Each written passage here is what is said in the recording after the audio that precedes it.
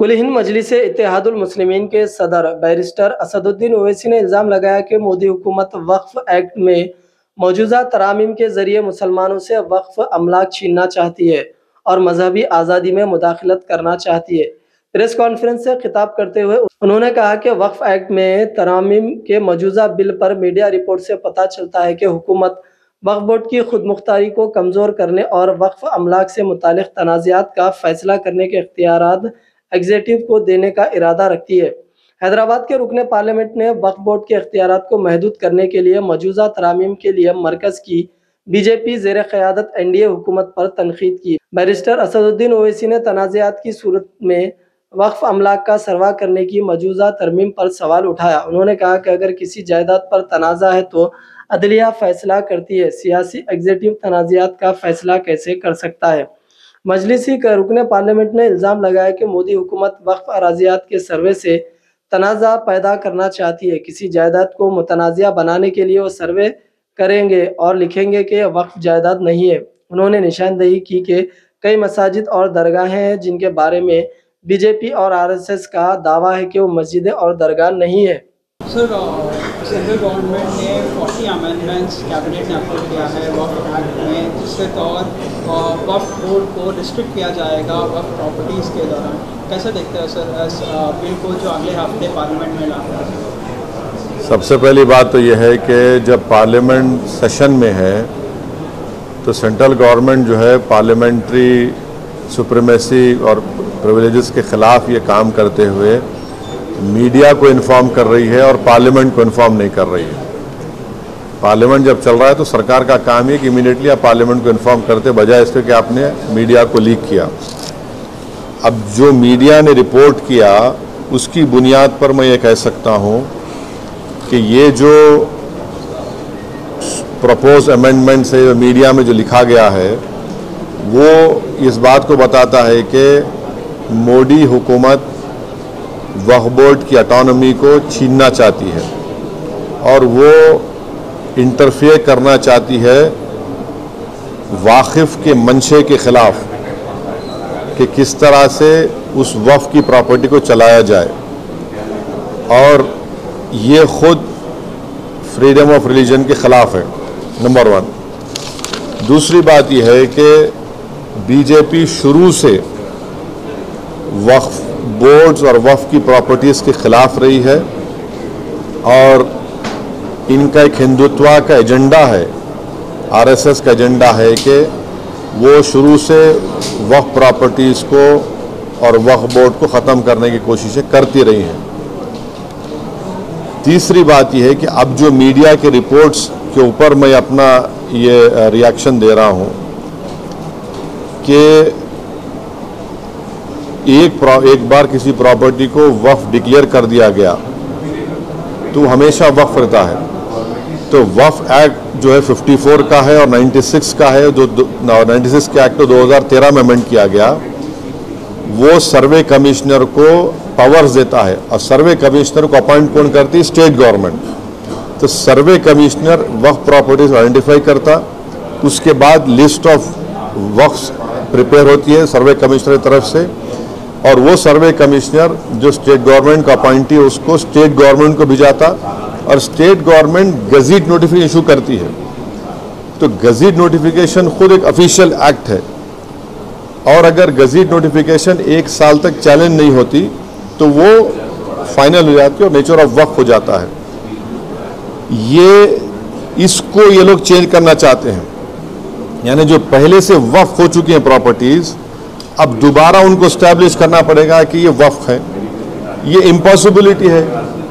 दूसरी बात यह है कि गज़ीट का जो कंक्लूसिव नेचर है उसको आप डाइल्यूट करना चाह रहे हैं। माने अब कई लोग वक्फ की प्रॉपर्टीज़ में इंक्रोचर्स है, इलीगल तरीके से वहाँ पर है, तो इनको एक मौका मिल जाएगा कि वो वक्फ प्रॉपर्टीज़ को बोलेंगे कि हमारी प्रॉपर्टी है, वक्फ की प्रॉपर्टी नहीं है। और कोई भी प्रॉपर्टी में ये झगड़े होते कहीं ना कहीं, तो उसको एक एनक्रोचर्स को एक मौका मिल जाएगा। तीसरा न्यूज़ रिपोर्ट ये बोलता है कि अमेंडमेंट इन इस्टेब्लिशमेंट और कंपोजिशन ऑफ वक्फ बोर्ड, तो ये एक्ट खुद ये बोलता है कि हर स्टेट में एक वक्फ बोर्ड होना चाहिए और बोर्ड रिस्पॉन्सिबल होगा उसके एडमिनिस्ट्रेशन और मैनेजमेंट ऑफ वक्फ प्रॉपर्टीज़ के लिए। अब अगर आप अमेंडमेंट करेंगे एस्टेब्लिशमेंट एंड कंपोजिशन ऑफ वक्फ बोर्ड में, तो एक एडमिनिस्ट्रेटिव कियास होगा, loss of autonomy Waqf board का होगा, और ये गवर्नमेंट का जो कंट्रोल है वक्फ बोर्ड के ऊपर, गवर्नमेंट का कंट्रोल बढ़ेगा तो वक्फ के इंडिपेंडेंस पे बहुत बड़ा असर पड़ेगा। चौथी बात उसमें यह है कि वक्फ ट्रिब्यूनल्स है। अब ये जो मीडिया रिपोर्ट ये बोल रहा है कि गवर्नमेंट इन ट्राइब्यूनल्स को डाइल्यूट करना चाहती है। अब ये ट्राइब्यूनल्स के पावर्स को आप डाइल्यूट कर देंगे तो फिर ये केसेस का क्या होगा, इनएफेक्टिव इन्फोर्समेंट होगा। पांचवी बात जो मीडिया रिपोर्ट्स के ऊपर मैं बोल रहा हूं आपको, इसमें लिखा गया कि अगर कोई डिस्प्यूटेड प्रॉपर्टी है तो डिस्प्यूटेड प्रॉपर्टी का ये लोग बोलेंगे नहीं प्रॉपर्टी डिस्प्यूटेड है, इसका सर्वे हम कराएंगे। अगर कोई प्रॉपर्टी डिस्प्यूट है तो उसका फैसला जुडिशरी करती। यहां पर मोदी हुकूमत डिस्प्यूट क्रिएट करेगी, उसका सर्वे कराएंगे। अब सर्वे एग्जीक्यूटिव कराएगा या सीएम कराएगा या बीजेपी पावर बीजेपी कराएगी। अब जाहिर नतीजा क्या निकलेगा आपको मालूम। तो ये भी एक तरीका है उस डिस्प्यूटेड प्रॉपर्टीज को डिस्प्यूट बनाना, पहले फिर सर्वे कराना उसका, और सर्वे में रिपोर्ट लिख देना कि नहीं ये वक्फ नहीं है। ऐसे कई मस्जिद दरगाहें हैं हमारे भारत में जहां पर बीजेपी आरएसएस ये क्लेम करती है कि वो दरगाह और मस्जिद नहीं है। तो जो पावर जुडिशरी का है वो एग्जीक्यूटिव छीनना चाह रहा है उसको। और एक बात जो मीडिया रिपोर्ट्स के मालूम ये हो रही है कि अब कोई कब्जा करके इंक्रोचर है तो वक्फ बोर्ड को पावर है, उसके पावर्स को अगर आप छीन लेंगे तो फिर पूरा ये तो लॉस होगा वक्फ प्रॉपर्टीज का। अच्छा, उसमें एक और मीडिया रिपोर्ट में बात आई है, amendment to the process of वक्फ बोर्ड। ये जो वाकिफ होता है वो अगर मेरी प्रॉपर्टी में बोलते हैं वक्फ बोर्ड को मैं दे रहा हूँ, मैं वक्फ कर वाकिफ हूँ, मैं मुतवल्ली मैं रहूँगा किसी और, वो आप बोले वो भी नहीं रहेगा। तो बेसिकली ऑल इन ऑल ये जो है ये पूरे इस तरह का, अगर ये मीडिया रिपोर्ट सही है तो मोदी सरकार ये चाह रही है कि पूरे वक्फ बोर्ड की प्रॉपर्टीज़ को छीन लिया जाए, इनको मुसलमानों से छीन लिया जाए, और वो थ्रेटन कर रहे हैं वक्फ की प्रॉपर्टीज़ का जो कंट्रोल है वक्फ बोर्ड्स के ऊपर, ताकि उसमें तमाम लीगल एम्बिग्यूटीज पैदा हो जाना और इससे और वक्फ की प्रॉपर्टीज़ का नुकसान होगा। तब ये कंप्लीट सिस्टम को जब ये लोग अगर मीडिया रिपोर्ट्स सही है चेंज करना चाह रहे हैं, उसमें कुछ ये करना चाहे तो कोई भी आगे बढ़कर प्रॉपर्टीज़ को वक्फ नहीं करेगा। और आप देखेंगे कि कई मुसलमानों के मस्जिदें हैं, दरगाहें हैं जहां पर हिंदुत्व की ऑर्गेनाइजेशन आरएसएस बोलते कि नहीं है वो। तो ये अमेंडमेंट्स आने का मकसद एक ही है कि एक तो वक्फ प्रॉपर्टीज़ को छीन लिया जाए, दूसरा फ्रीडम ऑफ रिलीजन के खिलाफ काम कर रहे हैं, और डिस्प्यूट अगर है तो जुडिशरी डिसाइड करेगा, एग्जीक्यूटिव कैसा करेगा। तो ये चीज़ें हैं जिसका हम अपोज करते हैं इसको।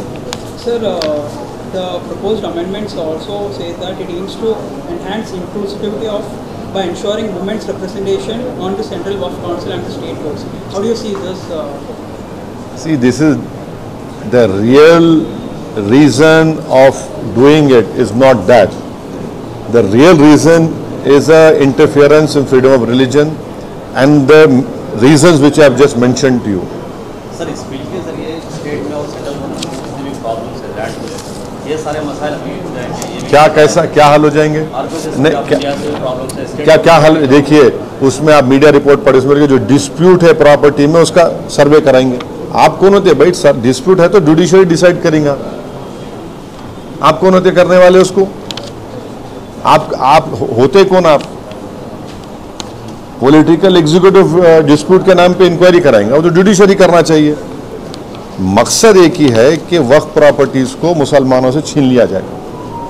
ये इनका जो शुरू से आरएसएस कोशिश कर रही है, इनका आरएसएस बोलती आ रही 70 साल से, बीजेपी उससे पहले जनसंघ बोलती आ रही है। तो ये तो डायरेक्ट सोचना पड़ेगा, ये जो अलाइज है बीजेपी के, क्या वो मुसलमानों के वक्फ प्रॉपर्टीज़ को छीनना चाहेंगे? जो पॉलिटिकल पार्टीज बीजेपी को सपोर्ट कर रही है इनको सोचना चाहिए। क्या होगा बिहार में? इमारत शरिया की जो जायदादें छीन लेंगे क्या आप? आंध्र प्रदेश में वक्फ प्रॉपर्टीज है, क्या करेंगे? छीन लेंगे क्या आप उन लोगों को? ये तो उनको सोचना चाहिए, लोग जो सपोर्ट कर रहे हैं बीजेपी को। सर, इसी सरकार में बिहार से नीतीश कुमार भी जुड़े हैं। मैं बोल दिया ना, अब यही बात रिपीट मत करो, जो नहीं बोला पूछो आप। Sir, will you appeal the India Bloc Alliance to oppose the bill? No, see, I have said what I have to say. It is for I cannot speak for other political formations or political parties.